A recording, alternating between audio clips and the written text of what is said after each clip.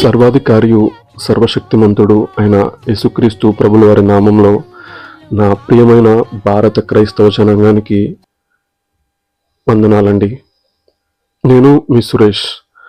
ఈ వీడియోలో నేను ఒక ఇంపార్టెంట్ విషయం చెప్పబోతున్నాను.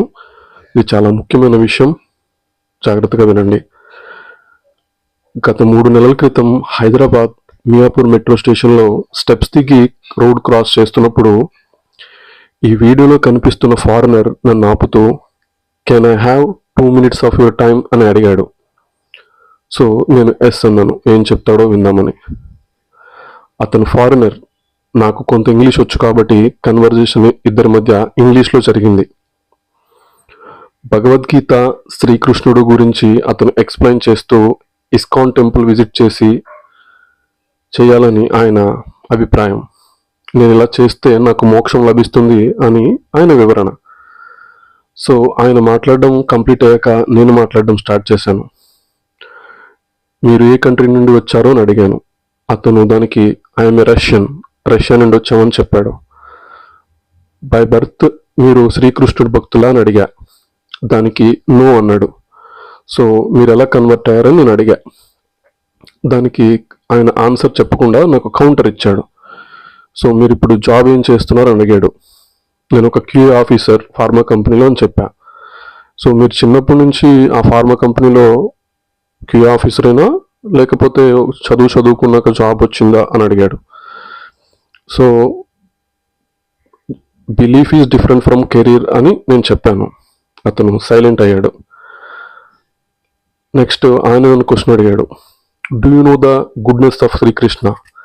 శ్రీకృష్ణుని యొక్క గొప్పతనం తెలుసా అని అడిగాడు ఆయన. సో నాకు తెలుసు, ఆయనకి 16,000 మంది గోపికలు ఉన్నారు కదా అన్నాను. సో దానికి ఆయన నవ్వుకుంటూ 16,000 మంది గోపికలు ఉండడం నిజమే, కానీ 16,000 మందికి ఒక్కొక్కరికి ఒక పెద్ద ప్యాలెస్ ఇచ్చి లోటు లేకుండా చూసుకున్నాడు శ్రీకృష్ణుడు అని చెప్పాను. సో ఆయనతో నేను ఇంకా ఎక్కువ వాదించలేదు. సో ఆయన నెక్స్ట్ ఇలా చెప్తున్నాడు, మొదటిసారి మన ఇద్దరం కలిసాము, నా స్నేహితుడా ఈ గిఫ్ట్ స్వీకరించు అని భగవద్గీతను నాకు ఇస్తూ నా కాళ్ళకి నమస్కరించాడు ఆయన. తర్వాత భగవద్గీత అనేది ఫ్రీ ఇస్తున్నాను, but this is not a cheap book, please donate a penny at least for a social cause if you are interested అన్నాడు. సో ఇది ఉచితమే కానీ చీప్ కాదు, ఇది వాల్యూడ్ది. సో ₹1 దీనికి డొనేట్ చేయండి అని చెప్తున్నాడు. చెప్పాక సో కన్క్లూజన్ ఆఫ్ మీటింగ్ ఆయన నాకు చెప్తూ ఇలా అంటున్నాడు, భగవద్గీత 4వ అధ్యాయం 8వ వచనం ఇలా చెప్తుంది అని చెప్పాడు ఆయన.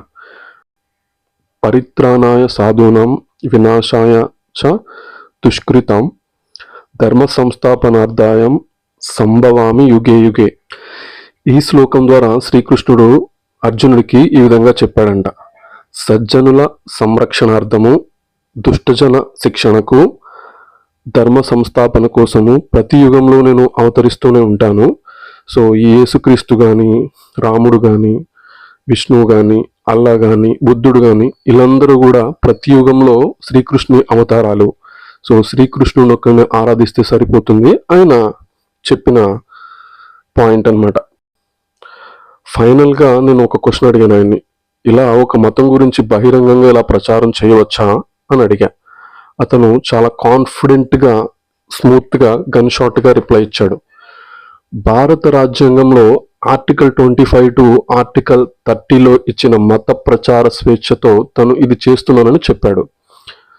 సో ఇక్కడ గమనించాలి, నా ప్రియమైన భారత క్రైస్తవ జనాంగమా, ఒక రష్యన్ తనది కాని దేశంలో, ఆ దేశంలో మెజారిటీగా ఉన్న మతాన్ని ఇతర మతాల వారికి తెలియపరిచే హక్కు తనకి ఈ కంట్రీలో ఉందని కాన్ఫిడెంట్గా, బహిరంగంగా, గన్ షాట్గా చెప్తున్నాడు. ఈ సంఘటన ఇక్కడితో సమాప్తం. ఈ సంభాషణను బట్టి మన భారతీయ క్రైస్తవులు ఒక విషయం నేర్చుకోవాలి. సజీవుడైన దేవుని గూర్చిన సువార్త చెప్పడానికి సేవకులు, సంఘ సభ్యులు వివిధ ప్రాంతాలు సందర్శిస్తూ ఉంటే రాష్ట్రీయ స్వయం సేవక్ RSS వాళ్ళు, హైందవ శక్తి వాళ్ళు, వీళ్ళచే ప్రేరేపించబడిన మతోన్మాదులు సేవకుల్ని, సంఘ సభ్యుల్ని ఆపుతున్నారు. పైన నాకు ఎదురుపడిన సందర్భము, సేవకులు ఎదుర్కొంటున్న సందర్భము రెండు ఒకటే. స్వార్థ ప్రకటింపుకు వెళ్తున్నప్పుడు ఎవరైనా అడ్డుకుంటే మనం ధైర్యంగా నిలబడి చెప్పాల్సిన విషయం రాజ్యాంగం మనకు ఇచ్చిన మత స్వేచ్ఛ హక్కు. సో ఇది ఎక్కడ ఉంది? రాజ్యాంగంలో ఎక్కడ ఉంది అసలు? మత స్వేచ్ఛ గురించి రాజ్యాంగం 25 ఆర్టికల్లో ఈ విధంగా ఉంది. Subject to public order, morality and health, and to the other provisions of this part, all persons are equally entitled to freedom of conscience and their right freely to profess, practice the propagate religion. So దీన్ని తెలుగులో నేను చెప్తాను ఇప్పుడు. ప్రజా భద్రత, నైతికత, ఆరోగ్య విషయాలకు లోబడి మత స్వాతంత్రము, మతాన్ని స్వేచ్ఛగా ప్రకటించే, ఆచరించే, ప్రచారం చేసే హక్కు అందరి వ్యక్తులకు సమానంగా ఉండునని 25th ఆర్టికల్ ఆఫ్ రాజ్యాంగం చెప్తుంది. సో మనం ఎప్పుడైనా దేవుని గురించి సువార్త ప్రకటించడానికి వెళ్ళినప్పుడు, ఎవరైనా ఆపినప్పుడు ఈ విషయం మనకి తెలిసి ఉండాలి. అడిగితే వెనక్కి భయపడి రావడం కానీ, సో మనం చెప్పడానికి లేకుండా కానీ ఇలా చేయకుండా, సో మనమే ఎలాంటి హక్కు కలిగి ఉన్నాము, డాక్టర్ బిఆర్ అంబేద్కర్ గారు మన గురించి ఏ విధంగా రాశారు అందులో, సో ఇది తెలుసుకొని తెలివి ఉండాలి, తెలిసి ఉండాలి.